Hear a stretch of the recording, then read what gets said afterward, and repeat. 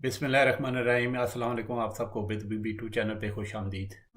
आज मैं एक इंतहाई अहम मौजू पे बात करने वाला हूँ जो हमारे मेडिकल में जो सर्जरी की जो फील्ड है उसकी एक बहुत कॉमनेस्ट एमरजेंसी है। यानी आज मैं बात करूँगा अपेंडिक्स की इन्फ्लेमेशन के बारे में, जिसको हम अपनी मेडिकल टर्मिनोलॉजी में अपेंडिसाइटिस बोलते हैं। अपेंडिक्स जो होता है वो एक जो छोटा सा पाउच कह लें, वो आपकी जो इंटेस्टाइन होती है, जो लार्ज इंटेस्टाइन होती है, उसकी जो राइट साइड पे वो उससे उसके थोड़ा सा वो लटक रहा होता है। एक उसकी जो उंगली की तरह उसकी शेप होती है, और वो जो है ना राइट जो आपकी जो लोअर एब्डोमेन का पार्ट है उसमें होता है। ठीक है। और जब इसकी इन्फ्लेमेशन होती है उससे काफ़ी इंसान को शदीद दर्द होता है, जो आपकी पेट की लोअर राइट साइड पे, जिसको हम राइट इलियक फोसा बोलते हैं, वहाँ पे होता है। लेकिन ज़्यादातर लोगों में जो इसका दर्द है वो जो आपकी जो अम्बलाइकस है, मतलब नाफ है, उसके इर्द गिर्द स्टार्ट होता है और फिर वो नीचे जाता है, मतलब राइट इलियक फोसा में, जो राइट साइड की जो आपने अब्डामन की जो राइट लोअर साइड पे जाता है। मतलब यह है कि नाफ से स्टार्ट होता है और फिर वो जाता है नीचे राइट लोअर साइड पे। ठीक है। और जैसे जैसे इन्फ्लेमेशन बढ़ती जाती है, जो अपेंडिसाइटिस का मतलब जो इन्फ्लेमेशन बढ़ती है, तो वो जो है पेन इसका शदीद होता जाता है, और फिर इतना बहुत ज़्यादा शदीद हो जाता है कि पेशेंट की एक तरह की हालत बुरी हो जाती है और वो एक एमरजेंसी हो जाती है। आमतौर पे ये जो है बीमारी है 10 से 30 साल के लोगों में होती है, लेकिन यह है कि ये किसी भी इंसान को हो सकते हैं। और इसकी जो स्टैंडर्ड ट्रीटमेंट यही है, इसका मतलब कोई मेडिकल ट्रीटमेंट नहीं है कि इसका मतलब ऑपरेशन ही इसका वाहिद हल है। अब इसकी मैं अलामात यानी सिम्टम बता देता हूँ।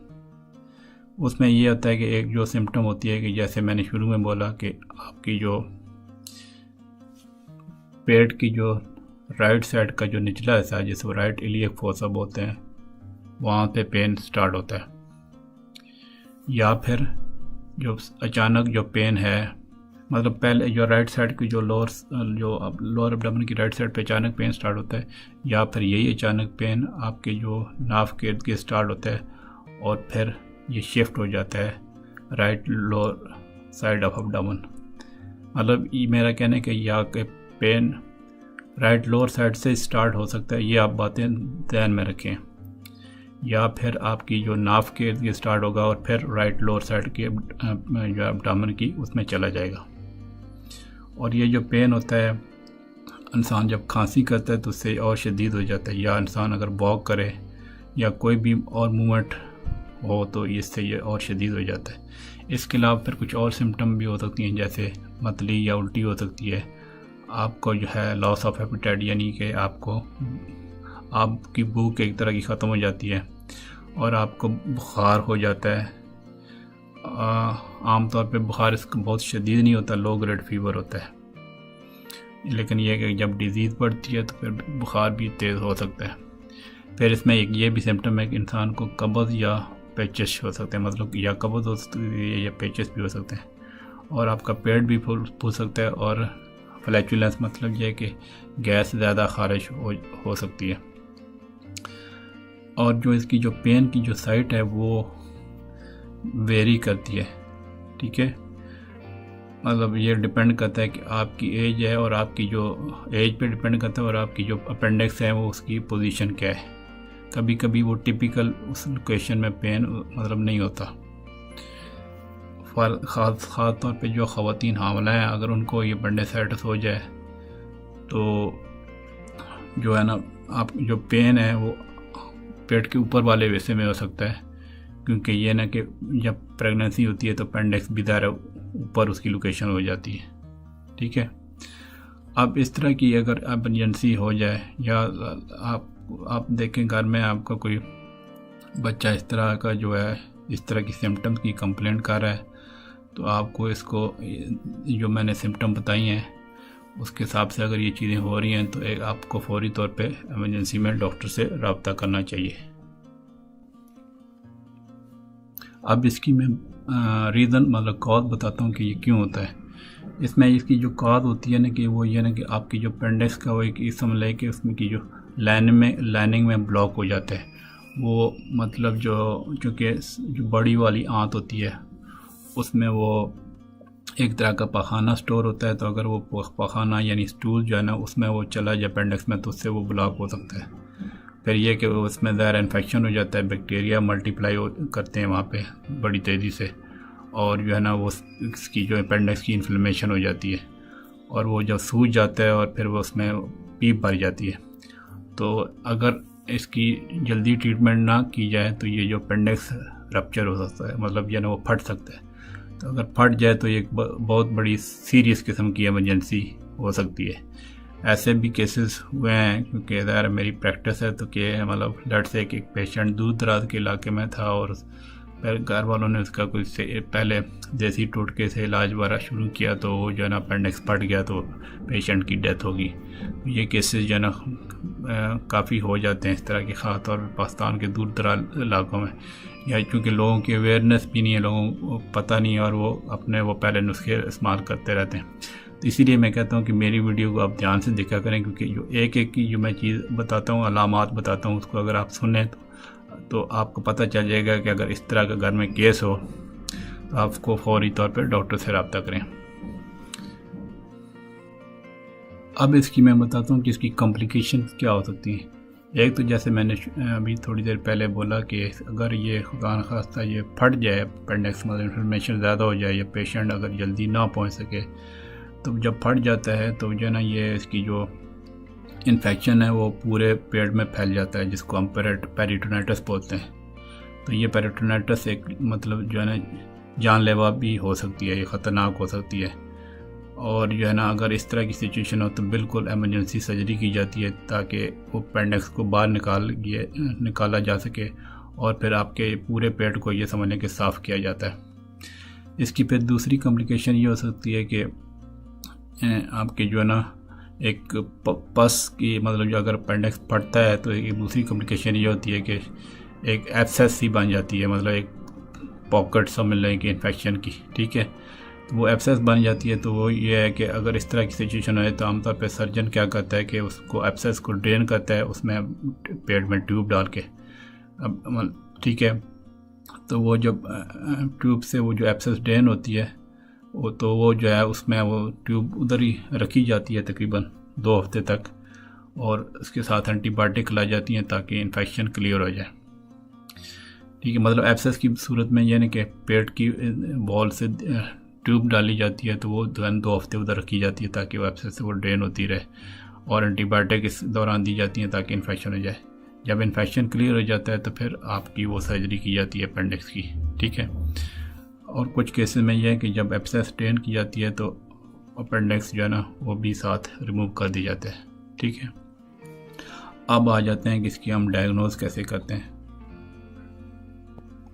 तो जब पेशेंट जब इस तरह की इमरजेंसी हमारे पास आती है तो आमतौर पर ज़ाहिर है पेशेंट की हिस्ट्री और जब लेते हैं और इस तरह की जो मतलब जो है सिम्टम्स होती हैं तो उसको हम अंदाज़ा लगाते हैं कि इस पेशेंट को अपेंडिसाइटिस की प्रॉब्लम हो सकती है। फिर ये कि हम पेशेंट का एग्जामिन करते हैं, उसमें यह कि पेट का हम जेंटली वो एग्जामिन करते हैं, ऊपर प्रेशर अप्लाई करते हैं अपेंडिक्स की जगह, ठीक है, जेंटल प्रेशर। तो वो जब प्रेशर रिलीज़ करते हैं मतलब उससे मतलब ये समझें कि उस एरिया में जब हम पेशेंट हमारे पास आता है उसको एग्जामिन करते हैं, जब हम हाथ लगाते हैं थोड़ा सा दबाते हैं तो जो है ना कि जब वो हाथ दबा के छोड़ते हैं तो जो है ना वो अपेंडिसाइटिस का जो पेन होता है वो ज़्यादा वर्स फील होता है, मतलब और ज़्यादा फील होता है, जिससे ये पता चलता है कि जो साथ उसकी जो पेरिटोनियम है वो इन्फ्लेमेशन हुई है। इसके अलावा यानी कि और एडिशनल साइन होता है जिसको हम कहते हैं एब्डोमिनल रिजिडिटी और यानी गार्डिंग बोलते हैं। तो ये कि जब प्रेशर हम अप्लाई करते हैं जो अपेंडिक्स वाली साइड पे, क्योंकि वो इन्फ्लेम्ड होता है तो इस पे वो ये है कि एक पेट के जो मसल जो है ना, ये समझ लें कि उसका जो उस प्रेशर के रिस्पॉन्स पे वो सख्त हो जाते हैं, तो इसको हम गार्डिंग बोलते हैं। तो ये भी एक साइन होता है इस अपेंडिसाइटिस का।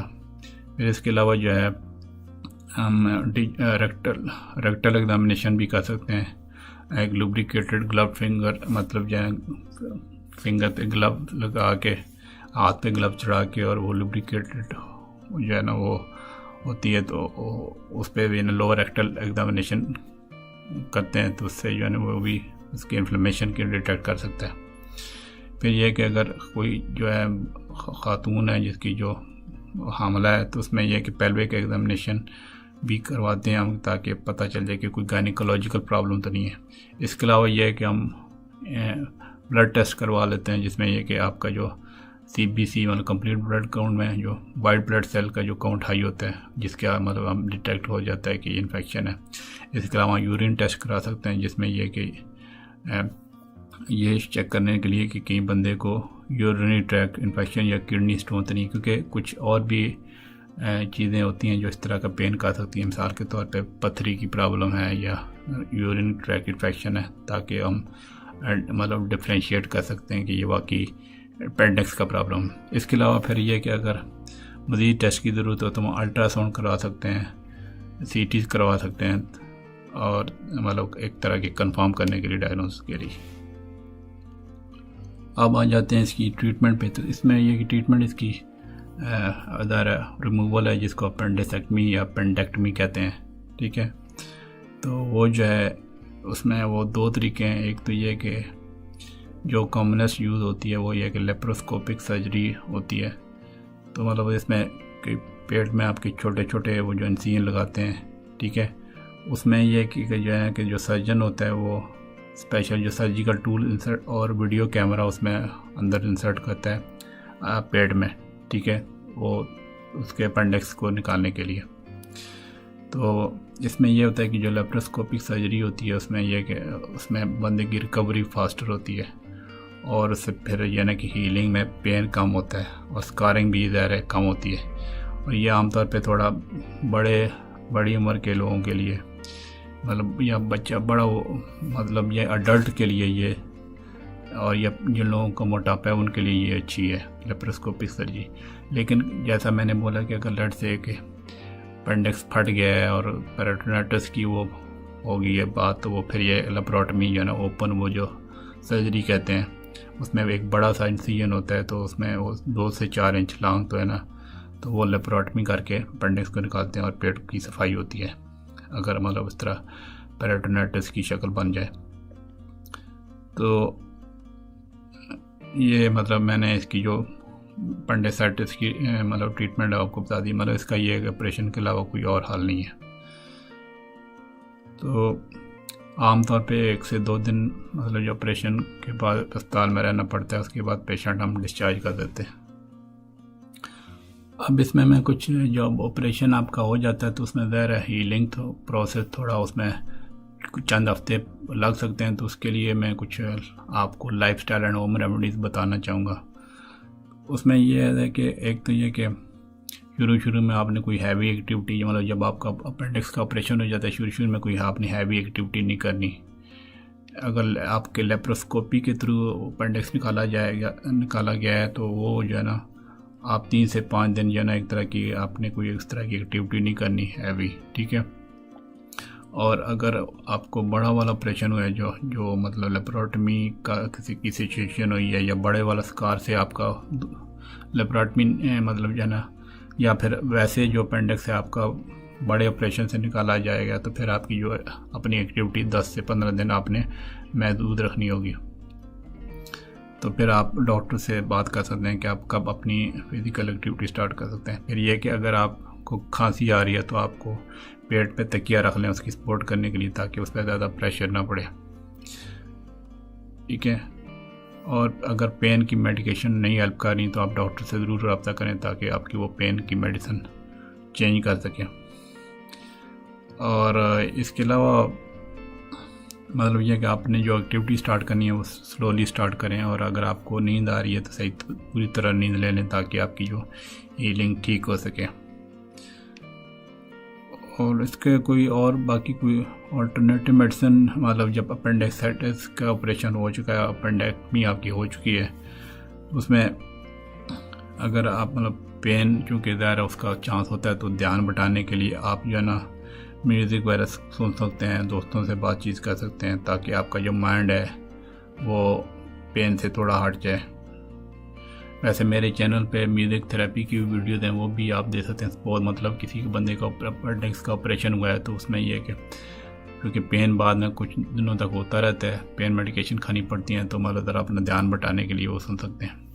मेरे गाइडेड इमेजरी भी टेक्निक होती है, जिसमें यह कि आप अपनी आंखें बंद करते हैं और आप कोई अपनी फेवरेट जगह का सोचते हैं, तो ये भी एक तरह का ध्यान बटाने का तरीका है। तो मुझे उम्मीद है कि ये आपको मेरी वीडियो अपेंडिसाइटिस के बारे में पसंद आई होगी।